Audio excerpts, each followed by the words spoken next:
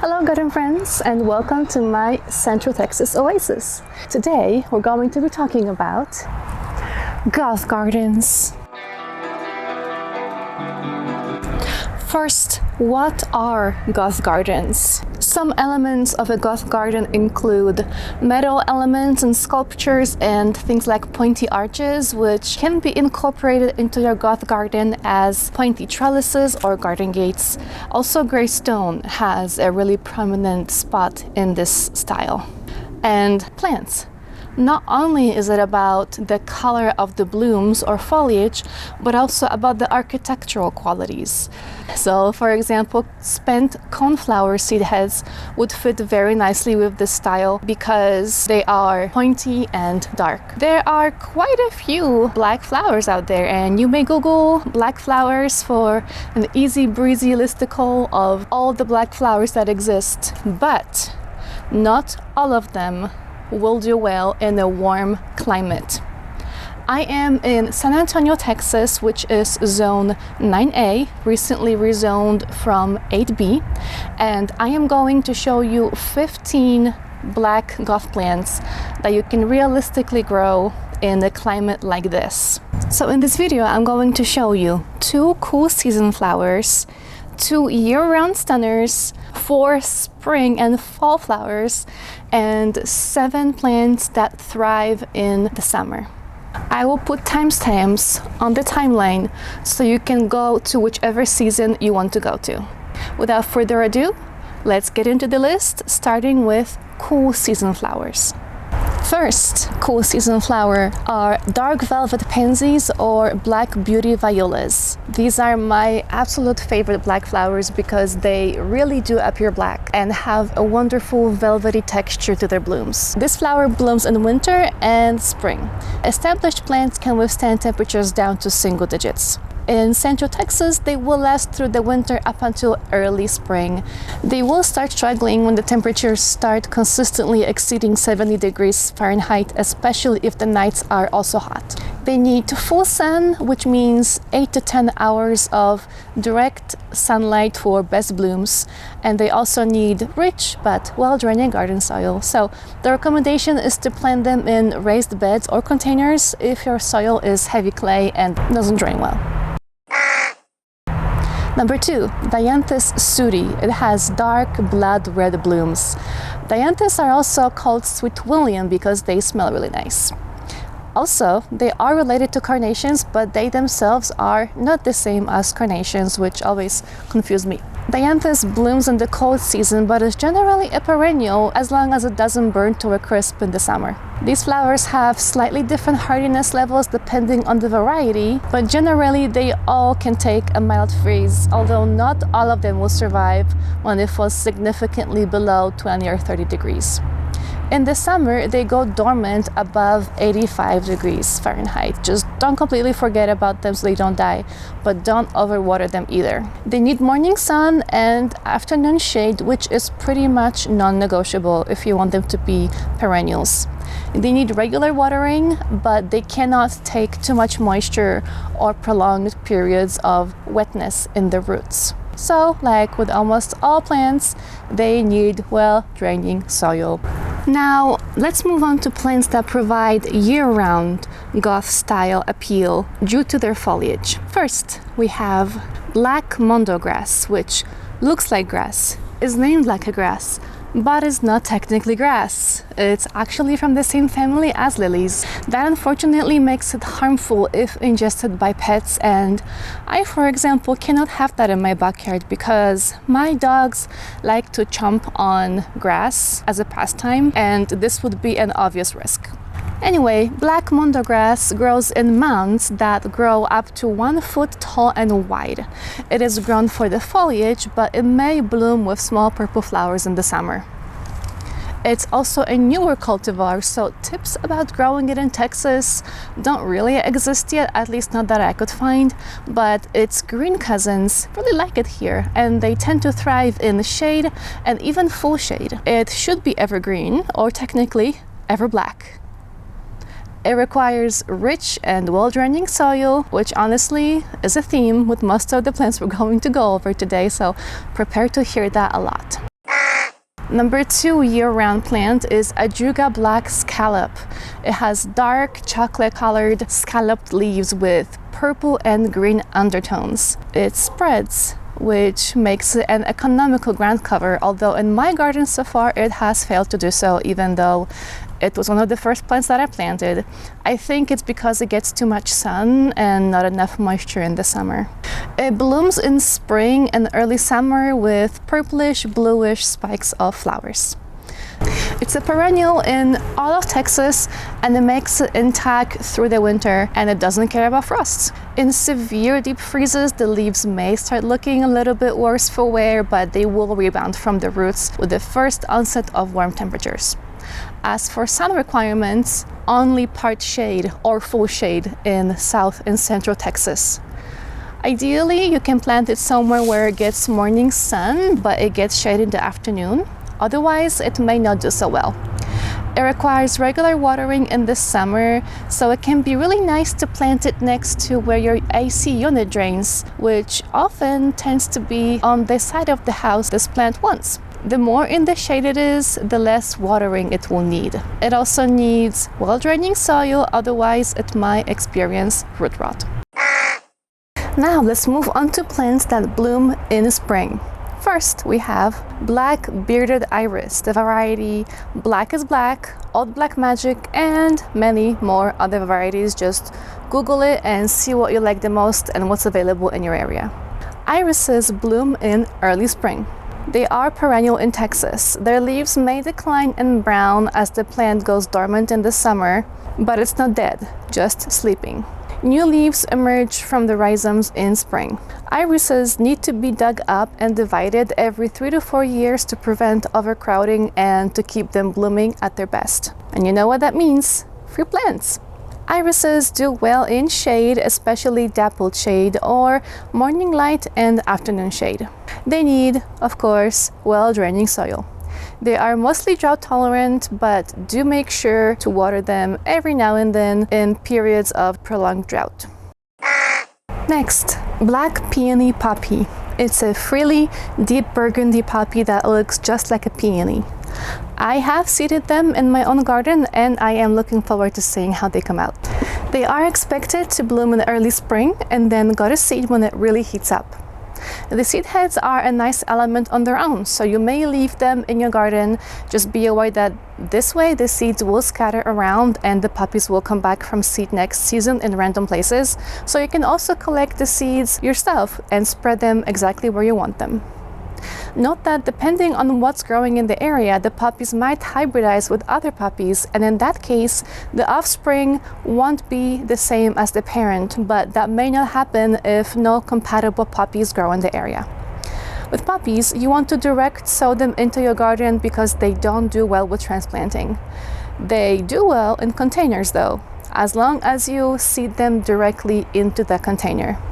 To direct seed into your garden, remove weeds, mulch, and other stuff from the area you want to grow them in. Basically, make sure that the soil is bare and exposed for the seeds. So throw the seeds down and rake them over a little bit, or throw some vermiculite on top because they need moisture and sunlight to germinate. Poppies need a minimum of 6 hours of direct sunlight, which ideally is morning sun and afternoon shade. Temperature tolerance varies slightly depending on variety.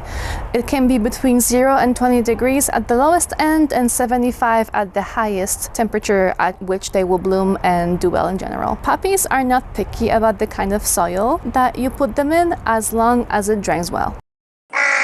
Next up is Black Button Cornflower.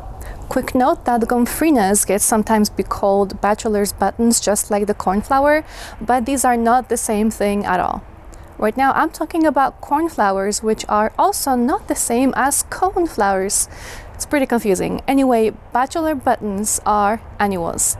They prefer cool temperatures, so it's good to sow seeds in the fall or late winter.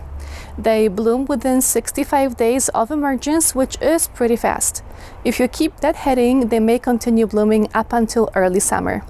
They tolerate mild freezes, so you may throw the seeds down before the last average freeze. They only tap out at the height of the summer, like many plants. Cornflowers like full sun and slightly alkaline soil, which conveniently is what we have in a lot of Central Texas.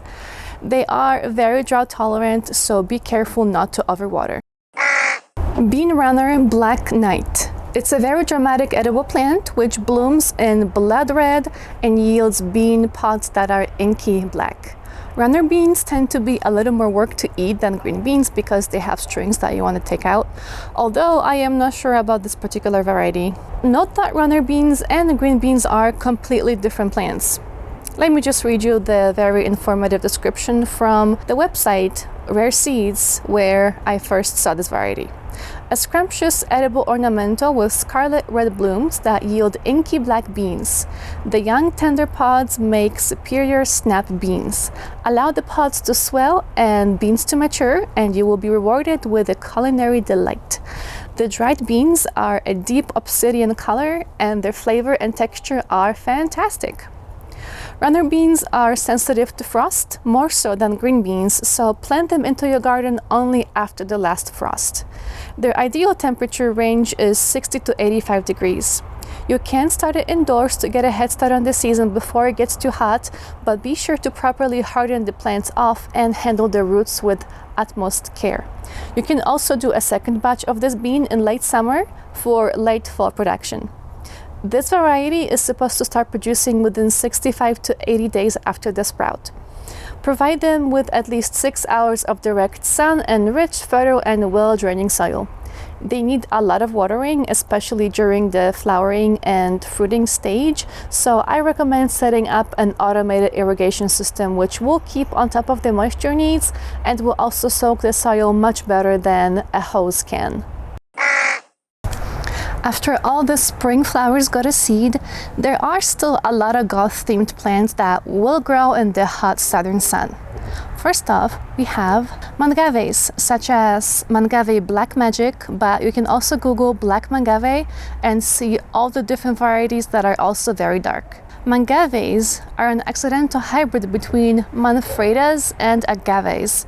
I got mine from H-E-B along with the other one that is currently in the same pot with. It's grown as a houseplant in cooler regions, which gives you a clue that if it gets really cold, you better put it in a container and take it inside. Mangaves might bloom, but when they do, thankfully they're more like Manfreda in that they don't die after they do so, the way that agaves do.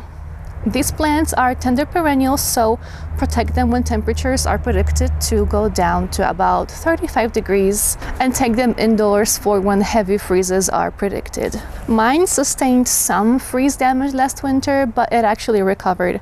I did have to do some surgery because both mangaves were quite mushy and had just a couple of good leaves left on them, but thankfully they recovered very well. Mangaves need sun, but can handle part sun too, although the colors will be more interesting the more sun that it gets. As for soil, they are succulents, so they need well-draining, gritty soil. Being a succulent, it's also drought tolerant. Important note, do not water in winter. The natural rains that we get in winter are fine, but don't add any water besides that. Next up, black pearl peppers or purple flash peppers are stunning edible ornamental peppers. They are usually not grown to eat, but I mean you can if you want to. They are usually grown in pots and their flowers are purple. If you do get one, treat it just like any other pepper, meaning it's tender, and unless you take it indoors for the winter, you can treat it as an annual. Protected from direct afternoon blazing sun in the summer, but it does need a good amount of light to keep the leaves dark. Ideally, it would get direct sun in the morning and dappled shade in the afternoon. Lastly, peppers need rich, well-draining soil and need to be regularly watered. Callias. There are several dark varieties of Callias, so you can look that up on the internet, see what you like the most and what's available around you. So it's ultimately up to you what you prefer. The darkest seems to be a variety called Dark Star. It grows up to 1 to 2 feet tall and wide. These plants bloom in the summer, but the flowers are not the main attraction, so the usual advice is to actually pinch them off as soon as the flower spikes start to appear, because the plants can get a little bit leggy after they produce flowers. They begin to decline with the onset of cooler temperatures, even if it's just cold at night and not during the day.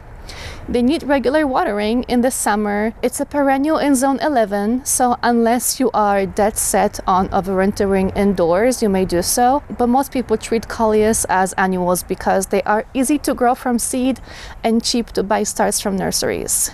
Most callias were originally shade plants, although the newer varieties were bred to tolerate more sun, and the dark star variety is supposed to tolerate all light conditions. But to be safe, I recommend to put it in a container, move it around, and see what it tolerates best. No matter what it likes, it probably needs to be sheltered from direct blazing sun at the height of the summer. It needs regular potting soil and regular watering. Black Knight pincushion flowers, also called scabiosa, has very dark burgundy flowers. Scabiosa is a perennial as long as it doesn't freeze to death or fry in the sun. It blooms most of the year in the right conditions, stopping only in the winter and at the height of the summer. Give it minimum 6 hours of direct sun, protect it from the afternoon sun, you've heard that before, and also make sure you mulch really well, otherwise it might die when it's really hot. It's said to do well in alkaline soil, which, as I mentioned before, is exactly what we have here in a lot of Texas. So just ensure it has good drainage. It is somewhat drought tolerant when established. Black heart sweet potato vines. They have dark purple, almost black leaves. Just don't expect to get edible tubers from those, although you still might, but they will be smaller and not as tasty as the varieties grown specifically for consumption. This plant is grown for its foliage, but if it does flower, keep in mind that those flowers are super poisonous if consumed. It's great as a ground cover or for spilling out of containers. It does not naturally want to climb upwards, but it rather tries to creep on the ground. Sweet potato vines need a lot of light for the darkest color, but it might look a little bit wispy and floppy during the hottest time of the day. It might be best to give them some dappled shade in the afternoon. It's important not to water the sweet potato vine if it's looking thirsty in the middle of the day. Wilting a little bit is a natural reaction of the sweet potato vines to conserve water in extremely hot conditions, and it might not necessarily mean that they need to be watered.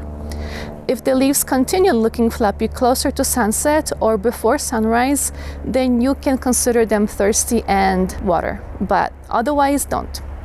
As for soil, any soil will do. Next vine is a morning glory called Noleans Black. It's a vine whose flowers are not the darkest in my opinion, but it's a cool option if you want an easy climbing goth-ish vine. Many images on the internet are photoshopped to be darker than in reality, so like the ones that appear truly black are unfortunately not real. Morning glories are very poisonous if ingested. That said, they are easy to grow. I have a volunteer morning glory that seated itself under my north-facing kitchen window in my front yard, and I don't really do anything to it, and it does just fine. If you grow morning glories directly in the soil, you may not need to water it at all, except for maybe a few times here and there if we have a summer with a prolonged drought. They are said to prefer full sun to very light shade for most optimal blooms. And as we've seen with many of these plants, it could be the case that the more sun they get, the darker the flowers can potentially become. They are known for growing in any and all kinds of soils, so they're very easygoing. Cosmos Black Magic or Chocolate Cosmos. These are annuals that bloom with deep burgundy flowers. Cosmos in general are plants that do really well here because they are native to Mexico and South America in general. There are dozens of gorgeous varieties thanks to selective breeding, as the original native varieties were mostly yellow. So, heat tolerance, hardiness, and resistance to pests may vary slightly between different cultivars, with the OG yellow ones doing the best overall. Be aware that in the hottest summer conditions, they become a magnet for spider mites. I had good luck blasting them away with a hose and cutting off the most infested branches, but neem oil and horticultural soap or oil work well too.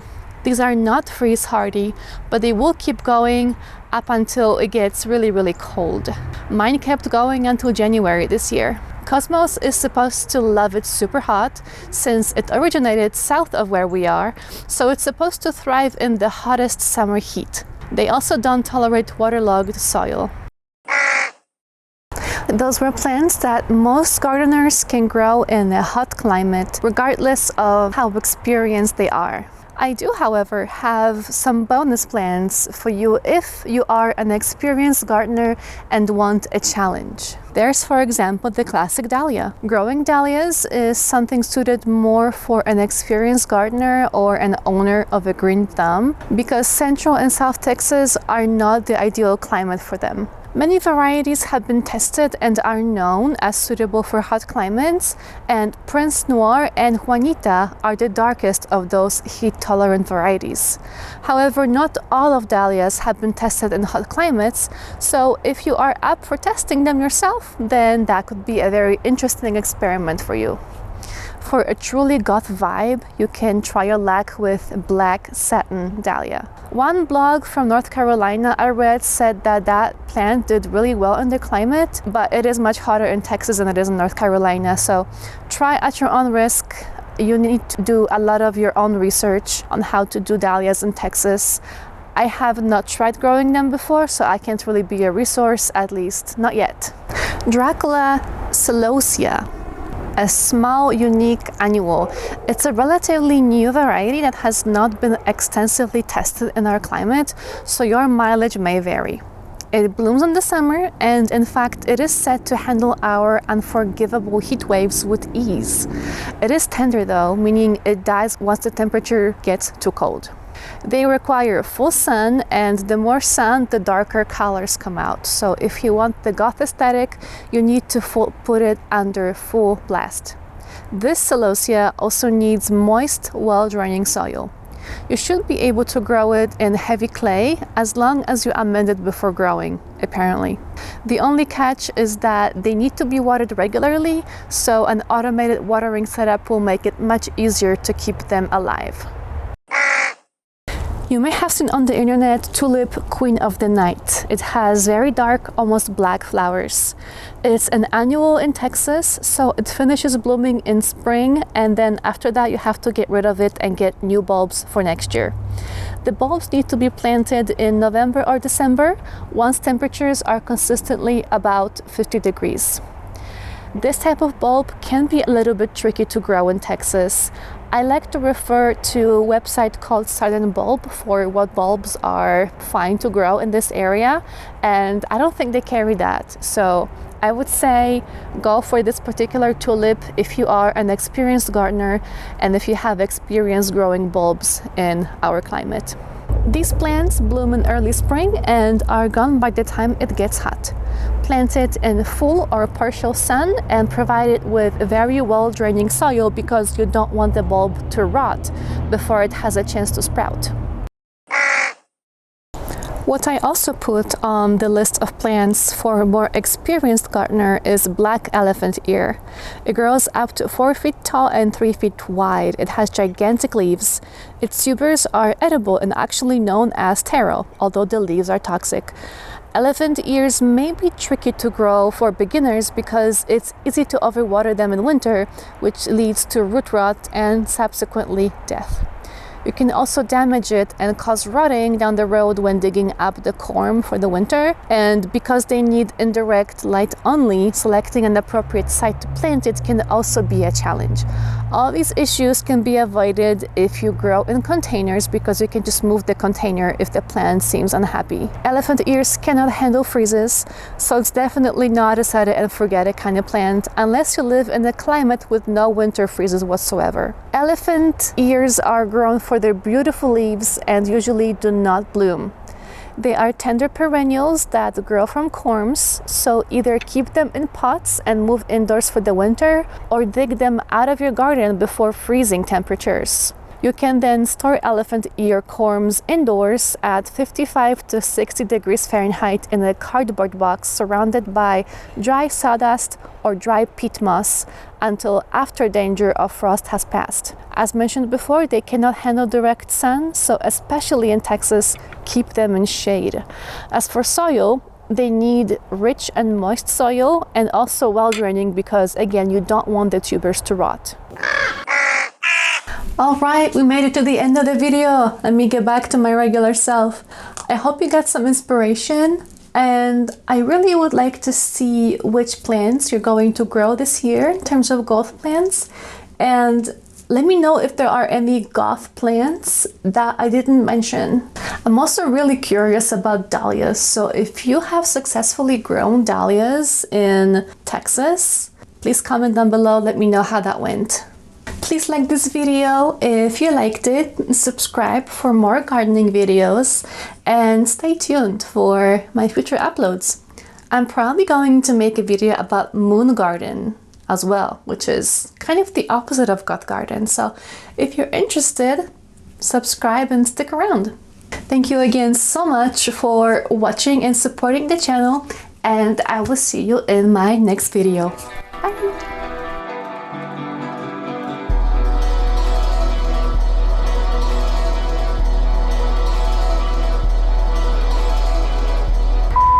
There are 3 levels of goth.